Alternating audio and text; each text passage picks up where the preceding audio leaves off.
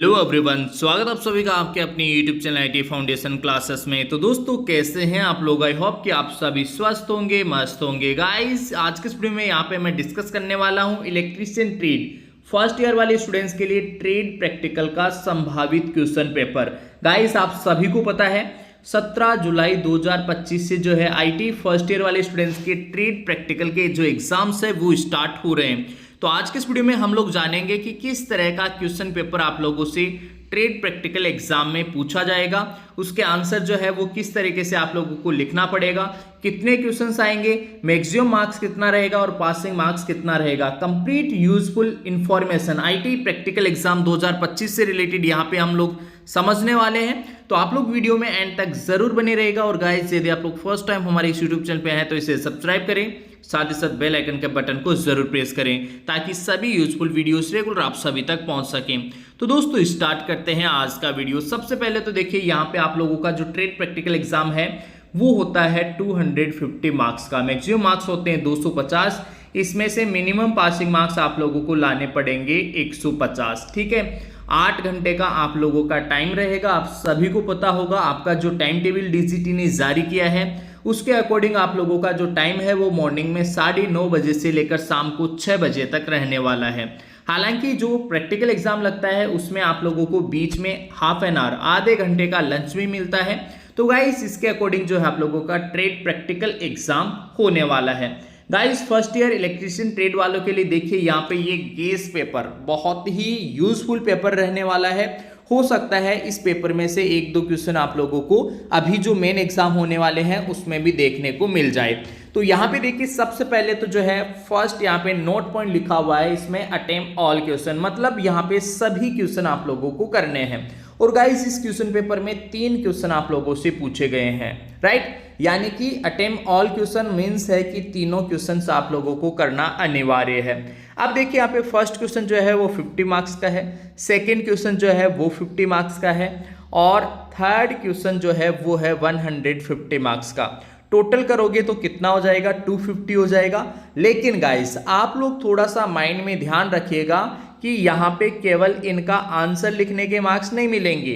ये जो मार्क्स आपको मिल रहे हैं ये टोटल मार्क्स है आप लोगों का रिटन वर्क, ठीक है, उसके बाद में आप लोगों का जो परफॉर्मेंस है वो, और प्लस आप लोगों का जो ओरल, जिसे वाइवा या मौखिक परीक्षा हम बोलेंगे वाइवा, ठीक है, उसके इन तीनों चीज के मिला के ये मार्क्स होते हैं। तो आप लोग जो है रिटन वर्क भी अच्छा करें, आप लोगों का जो परफॉर्मेंस है वो भी आप लोगों को प्रॉपर तरीके से आना चाहिए। और इसके अलावा वाइवा में जो क्वेश्चन आंसर आपसे पूछे जाते हैं वो भी आप लोगों का वहां पे भी सही प्रेजेंटेशन होना चाहिए, तभी आप लोगों को जो है यहाँ पे मैक्सिमम मार्क्स मिल पाएंगे। तो गाइस, फर्स्ट क्वेश्चन है find out the value of unknown resistance with the help of Wheatstone bridge.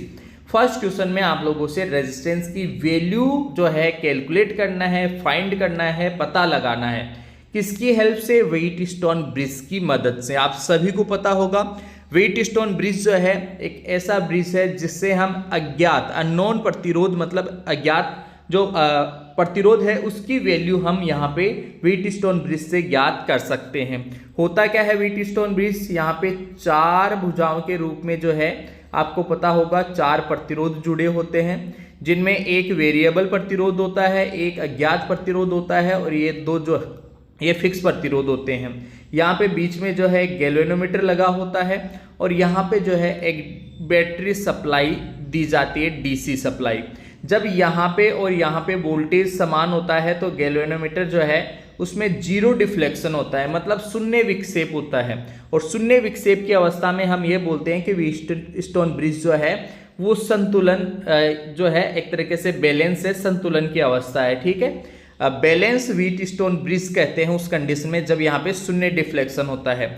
और उस केस में जो है फिर हम अज्ञात प्रतिरोध की जो वैल्यू है वो फाइंड आउट कर सकते हैं। सपोज इट यहाँ पे P है वैल्यू, यहाँ पे Q है, यहाँ पे R है और यहाँ पे S है। तो यहाँ पे फिर फॉर्मूला लग जाता है P/Q बराबर R/S। इस तरीके से जो है यहाँ पे S अज्ञात प्रतिरोध होता है, तो इस अज्ञात प्रतिरोध की वैल्यू हम फाइंड आउट कर लेते हैं, कैलकुलेट कर लेते हैं। P की वैल्यू हमें पता रहेगी, R की पता रहेगी, Q की पता रहेगी, S जो है वो अज्ञात है। तो इस सूत्र से जो है हम अज्ञात प्रतिरोध की वैल्यू, उसका मान जो है वो कैलकुलेट कर लेते हैं, राइट। इसके बाद में देखो गाइस, नेक्स्ट जो क्वेश्चन है वो है prepare T joint of GI wire. GI का मतलब है गैल्वेनाइज्ड आयरन, जीआई का मतलब है गैल्वेनाइज्ड आयरन। जीआई तार जो है उसका हमें टी जोड़ बनाना है। राइट द प्रोसेस, उसकी प्रक्रिया क्या रहेगी वो आप लोगों को लिखना है। तो गाइस सिंपली देखिए यार, टी जोड़ जो है वो इस तरीके से रहता है, आप लोगों को बनाना आना चाहिए।